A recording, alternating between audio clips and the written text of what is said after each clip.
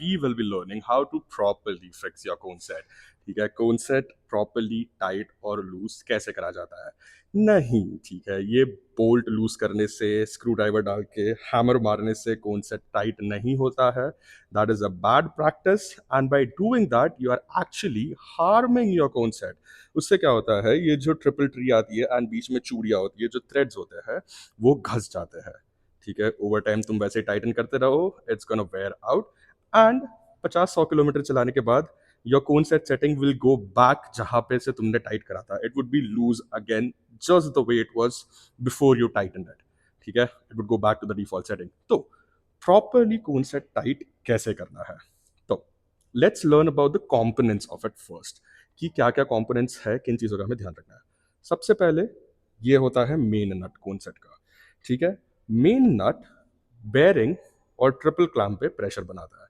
तो सबसे पहले खोलना है हमें मेन नट. मेन नट खोलने के बाद जो ट्रिपल क्लैम्प है ये प्रेशर सेट नट पे बनाए रखेगा. अब सेट नट क्या होता है, let me just zoom in. So you can see that thing over there, जो डस्ट सील के बीच में और ट्रिपल क्लैम्प के बीच में है, वो सेट नट है. हम एक्चुअल में इसे टाइट कर रहे होते हैं. ठीक है, तो set nut, just think of it as a nut जो एक थ्रेड को टाइट किए जा रहा है. ओके, तो जब हम मेन बोल्ट खोल देंगे तो ट्रिपल क्लैम्प स्टिल प्रेशर बनाए रखा रहेगा सेट नट पे. तो हमें ट्रिपल क्लैम्प इटसेल्फ लूज करना है. अब हिमालयन में कैसे होता है, यहाँ पे दो नट्स है एंड यहाँ पर दो नट्स है ऑपोजिट एंड पे. तो हमने उसे अनडू कर दिया, तो ये ट्रिपल क्लैम्प लूज हो जाएगा. ठीक है, तो जो सेट नट है उसके ऊपर से प्रेशर हट गया. Now you can freely Titan it up और लूजन इट. उससे तुम्हारे थ्रेड को कोई फर्क नहीं पड़ेगा. और एक बार जब वो तुमने टाइटन या लूज करना है अपने डिजायर के हिसाब से, तुमने टाइट लूज कर लिया है, देन तुम सेट नट प्रेस करो and first tighten the set nut first. ठीक है, सेट नट टाइट हो गया. ट्रिपल क्लैम्प टाइट करने के लिए तुम ये बोल्ट सबसे पहले टाइट करना एंड देन फिर तुम अपने फोक्स टाइट करना. ठीक है, जो ट्रिपल क्लैम्प के क्लैम्प से ये वाला और ये वाला, ये बाद में करना. सबसे पहले ये क्यों करना है, इज बिकॉज सेट नट और जो तुम्हारा ट्रिपल क्लैम्प है इसके बीच में गैप ना रह जाए. अब लॉजिक क्या है इसके पीछे, अगर तुमने पहले तुम्हारे ट्रिपल क्लैम्प टाइट कर दिए तो ट्रिपल क्लैम्प और सेट नट के बीच में जो भी गैप रहेगा वो वैसा का वैसा ही रह जाएगा. तो ये मेन नट टाइट करने का कोई पॉइंट नहीं रहेगा. ठीक है, इसके बीच में जितने भी का गैप रहेगा विच यू कांट प्रिडिक्ट, वो वैसा का वैसा ही रहेगा. एंड तुमने जितना भी तुम्हारे डिजायर्ड हिसाब से तुमने कौन सा टाइट करा है वो कहीं नहीं जा रहा. ठीक है, वो फिर से लूज हो जाएगा and it would be of no use at all. तो जब भी तुमने कौन सेट लगा रहे हो वापस, तब तुमको ये जो मेन नट है ये पहले टाइटन करना है. एंड मेन नट टाइट करने के बाद तुमको तुम्हारे ट्रिपल क्लैम्प्स के दोनों साइड के क्लैम्प्स टाइटन करना है.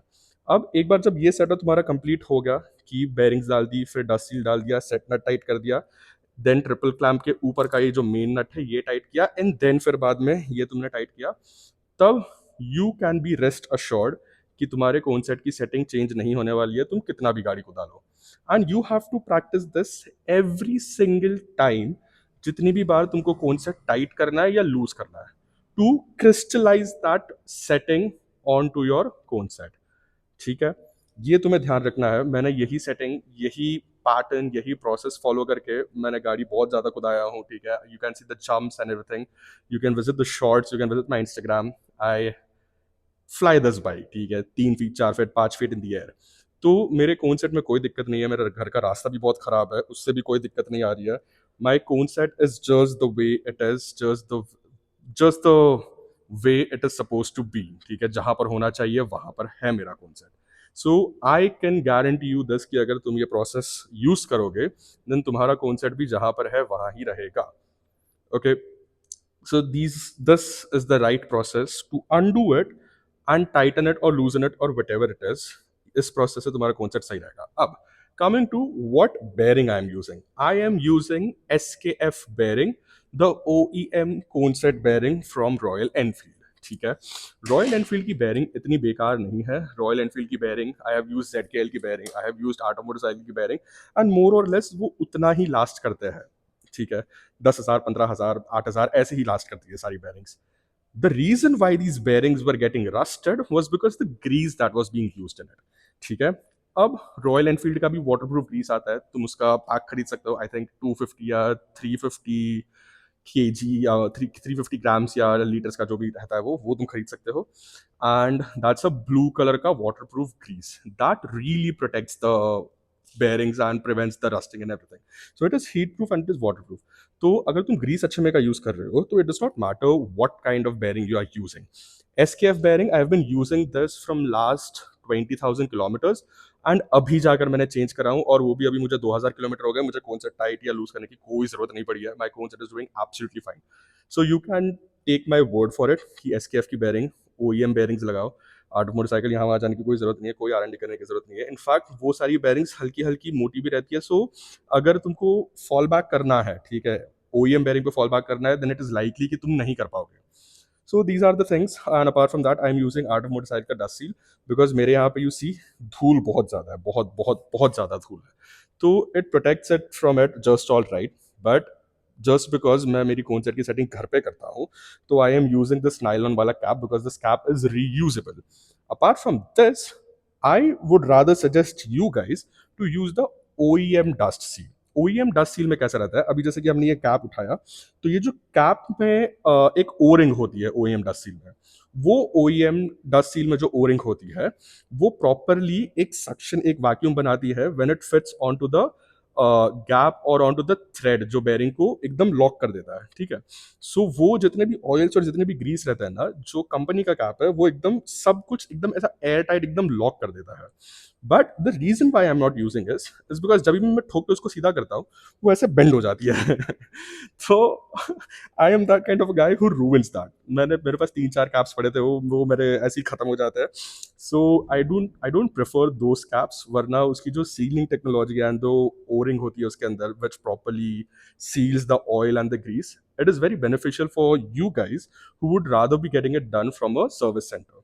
तो तुम लोग वो यूज कर सकते हो. But if you are someone who wants to do it at home, then get this art of motorcycle का dust seal. It is very good. I have been using that from 2021 2023 I guess, and it's just exceptional. ठीक है, बहुत अच्छा dust seal है ये, लेकिन तुम्हें तुम्हारी बेयरिंग्स रीग्रीस करते रहनी पड़ेगी.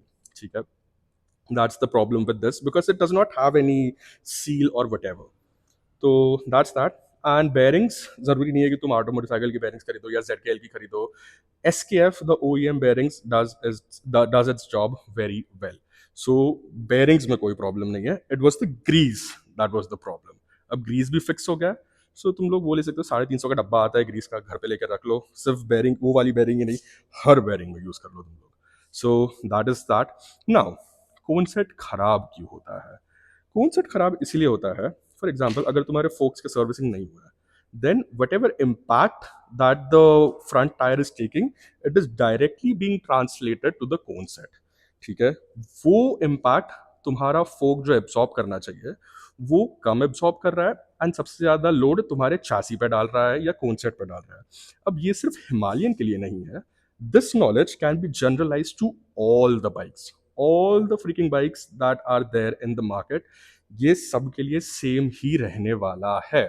हम बम्प्स के ऊपर से जाते हैं, हम तेज़ी से गाड़ी उछालते हैं, हम गड्ढों में से गाड़ी डाल रहे हैं, हम अनइवन रोड पे ऑफ रोड जा रहे हैं और गाड़ी बहुत ज़्यादा तेज़ चला रहे हैं, 40 50 60 की स्पीड पे एकदम केयरलेसली चला रहे हैं. You are adventuring on your motorcycle. अभी जैसे कि हिमालयन एक एडवेंचर मोटरसाइकिल है, ठीक है, बट फिर भी तुम 80 के स्पीड पे स्पीड ब्रेकर उछाल रहे हो, then regardless of what the motorcycle you are riding, दिक्कत तो होगी ही भाई. ठीक है, unless you are riding a MX motorcycle, a proper off road motorcycle, a proper dirt bike, ठीक है, जिनमें सस्पेंशन ट्रैवल ज़्यादा होता है. सो विद दिस सस्पेंशन और with a road bias suspension, या तुम्हारा जो भी सस्पेंशन रहेगा उस पर तुम अगर गाड़ियाँ कुदाते रहोगे, स्पीड ब्रेकर कुदा रहे हो या क्या बोल सकते हैं, गड्ढे कुदा रहे हो या एकदम विगरस ऑफ रोडिंग कर रहे हो with no care and attention to your bike, then तुम्हारा कॉन्सेप्ट बाइक जाएगा. तुमने अभी के अभी, मान लो कि अभी मैंने तुम्हारी बाइक का कॉन्सेप्ट सर्विस किया एंड तुमने सीधा इधर से शोरूम से निकाले और वहां जाके तुमने स्पीड ब्रेकर कुदा दिया या तुमने गड्ढे में गाड़ी डाल दी बहुत जोर की, तुम्हारा कॉन्सेप्ट फिर इधर उधर हिल जाएगा. तो फिर उधर से घूम के तुमको फिर मेरे पास आना पड़ेगा इधर सर्विस सेंटर पे, एंड फिर कॉन्सेप्ट थोड़ा सा इधर उधर सेटिंग करनी पड़ेगी, and then you will be gone home. तो बेरिंग्स ऐसी क्रिटिकल चीज़ें होती है कि जहाँ पर इम्पैक्ट बहुत ज़ोर का आ गया देन वो बेरिंग टूट सकती है या वो बेरिंग मिसअलाइन हो सकती है। ये बेरिंग्स होती है हमारे टायर्स में, इधर पे एक व्हील बेरिंग होती है, उधर पे एक व्हील बेरिंग होती है, इधर पे व्हील बेरिंग, उधर पे व्हील बेरिंग होती है, स्प्रॉकेट की बेरिंग होती है, स्विंग आर्म की बेरिंग होती है एंड ये कोन सेट बेरिंग होती है। ठीक है, जितने भी मूवमेंट्स होते हैं एक्स एक्सिस पे एंड वाई एक्सिस पे, जितने भी मूवमेंट्स होते हैं, इन सब मूवमेंट्स को एड करती है हमारी बेरिंग्स। एंड इन बेरिंग्स पे इम्पैक्ट आते आते आते आते एंड लैक ऑफ ग्रीस की वजह से या फ्रिक्शन की वजह से या वाटर पेनिट्रेशन की वजह से ही ये बेरिंग्स खराब होती है। So these are the things, these are the reasons why you should be careful of these bearings and have them maintained, give them the maintenance time to time so that ये bearings तुम्हारी fail ना हो। मान लो तुम्हारी wheel bearing fail हो गई तो उससे क्या हो जाएगा, इसमें जो तुम्हारा एक्सल रॉड है वहां पे थ्रेड्स पड़ जाएंगे एंड देन फिर जब तुम नई बेरिंग डालोगे तो वो थ्रेड जो पड़ेगा एक्सल रॉड के अंदर वो तुम्हारे व्हील वॉबल करने को लगेगा, व्हील बेरिंग टूट गई इटसेल्फ तो वॉबल करने को लग जाएगा, तुम्हारा सस्पेंशन अंडर परफॉर्म करेगा, हैंडल बार का फीडबैक खराब हो जाएगा। The same problem would be translated then to your cone set bearing में दिक्कत आ जाएगी तो the entire back muscle starts to pain. ठीक है, तुमको स्पाइन के आसपास दुखने को लग जाएगा and more importantly right hand side में तुम लोग को ज्यादा दुखने को लगेगा, जो शोल्डर का होता है ऊपर इधर पे, ठीक है, जहाँ से शोल्डर प्रोट्रूड करता है, आर्म जहाँ पे कनेक्ट होता है, वो वाला specific area in your right hand side वो वाला ज्यादा पेन करने को लगेगा। There would be pain in your palms over here. Your fingers would hurt, your thumbs would hurt, your forearm would hurt, your bicep, your tricep would hurt, and importantly, your chest and your back would hurt. So, if your chest and back hurts and you're someone who rides your bike every day, then maybe you need to get your concept checked. ठीक है, और concept ऐसी चीज है कि मतलब तुम bike चला रहे हो तो तुम उस कॉन्सेप्ट की प्रॉब्लम को अडाप्ट कर लोगे। It is only then you would realize when you would ride someone else's bike जिसके पास कॉन्सेप्ट सही है, या कोई तुम्हारी बाइक चलाए जिसका कॉन्सेप्ट सही है तो उसको समझेगा कि अरे भाई कॉन्सेप्ट इसका दिक्कत दे रहा है करके, या हैंडल बार बहुत टाइट है। जैसे जैसे हैंडल टाइट होता है या जैसे जैसे कॉन्सेप्ट डेटियोरेट होता है हमारी बॉडी उसको अडाप्ट कर लेती है वो मूवमेंट्स को, बिकॉज वो ग्रेजुअली स्टिफ होता है, एकदम ऐसा अचानक से in a snap of a hand नहीं होता वो। तो ऐसे करके यू वुड नॉट रियलाइज कि when your concept is due for maintenance, you should just be mindful of it and attentive and alert to know कि भाई कौन सेट चेंज करना है, कौन सेट का मेंटेनेंस आ गया है। How do you check if your cone set is tight और लूज? ये ऐसे पीछे हाथ डालो, आगे से टायर हवा में उठाओ एंड जस्ट डू दिस। ठीक है, see my handle bar is moving completely, वो हैंडल बार कहीं बीच में रुक नहीं जा रहा। अभी जैसे कि मैंने हल्का सा लाइटली किया तो हैंडल बार रुक गया, तो अगर टाइट होगा तो ऐसा हैंडल बार रुक जाएगा, तुमको तुमको ज्यादा फोर्स लगाना पड़ेगा। नाउ दिस इज गुड, इतना टाइट रहना चाहिए। ये भी आइडियल से थोड़ा ज्यादा टाइट है because I like my handle bar a bit on the tighter side, so you can explore the feelings कि कैसे होता है क्या होता है, बट ये ऐसा स्मूथली मूव करना चाहिए तुम्हारा हैंडल बार। ठीक है, ऐसे तुमको पता चलेगा कि your concept is not that tight. अब कॉन्सेप्ट टाइट करने के टाइम पे भी one thing that you need to be very sure of, जब तुम तुम्हारा सेट नट टाइट कर रहे हो तो जब तुम तुम्हारा मेन बोल्ट टाइट करोगे तो वो और ज्यादा टाइट होगा। So make sure to keep थोड़ा सा स्लैक, कि मतलब जितना तुमको डिजायर टाइटनेस चाहिए उससे हल्का लूज रखना, बिकॉज जो तुम्हारा मेन नट है वो उसको बहुत ज्यादा टाइट करेगा। तो ऐसे करके तुमको बैलेंस करके तुम्हारा कॉन्सेट टाइट करना है। ठीक है, तुम्हारे कॉन्सेट की ग्रीसिंग करो, तुम्हारे कॉन्सेट का मेंटेनेंस करो, and instead of crying and whining about things कि अरे यार इसमें प्रॉब्लम है उसमें वो प्रॉब्लम है, नहीं, ये जो चीज है it is a rider oriented problem. ठीक है, and now the company has done everything to fix it, कि बेरिंग क्वालिटी इंप्रूव हो गई है एंड ग्रीस अभी water proof and heat proof है। So go to the service centre and make sure that you use that water proof and heat proof grease for greasing all the things in your bike. वो बहुत अच्छा Greece है, मेरे पास डब्बा रखा है भाई, मैंने 2 डब्बे उठा के लेके आ गया हूँ। तो last thing is how to identify कि कौन सेट में दिक्कत आ रही है। सबसे पहले क्लासिक चीज़ होगी your bike would be pulling towards the right और would be pulling towards the left. ठीक है, जहाँ पे भी कौन से ज़्यादा डैमेज रहेगा तो वो साइड में बाइक स्विंग करने को लग जाएगी, बाइक में वॉबलिंग आने को लग जाएगा, देयर वुड बी अ ठक ठक ठक ठक टॉयज फ्रॉम द फ्रंट, ऐसे आवाज़ आने को लग जाएगा, या when ever you would go और अ बम्प और गड्ढे में से जाओगे तो ऐसा ठक ठक ठक ठक ठक ठक आवाज़ आने को लगेगा, ऐसा ऐसे आवाज़ आने को लग जाएगा, ठीक है, ऐसा मेटल मेटल एक दूसरे के साथ बैंग हो रहा है वैसा कुछ आवाज़ आने को लग जाएगा, ठीक है। Your bike would feel low कि ये नीचे आ गई है, क्योंकि क्या होता है, कोन सेट कैसे रहता है, ऊपर एक बेयरिंग होती है एंड यहाँ नीचे एक बेयरिंग होती है, सी यहाँ पे एक बेयरिंग होती है। तो ये जो पूरा ट्रिपल ट्री है ना, ये जो पूरा नीचे है, ये धीरे धीरे धीरे धीरे धीरे धीरे ये पूरा ये ट्रिपल ट्री ये धीरे धीरे धीरे धीरे नीचे आने को लग जाता है, ठीक है। एक एक चूड़ी एक एक थ्रेड के हिसाब से ये नीचे आने को लगेगा। तो उसकी वजह से क्या होगा, जो बाइक की ज्योमेट्री है, जो ऐसे सीधा होना चाहिए, बाइक का नेक के ऊपर ऐसे सीधा होना चाहिए, वो धीरे धीरे धीरे धीरे ऐसे होने को लगेगा। सो तुम लोग ने वो वीडियो देखा रहेगा कि या वो पिक्चर देखा रहेगा कि एक हिमालयन की चासी ऐसे पूरी टूट गई है।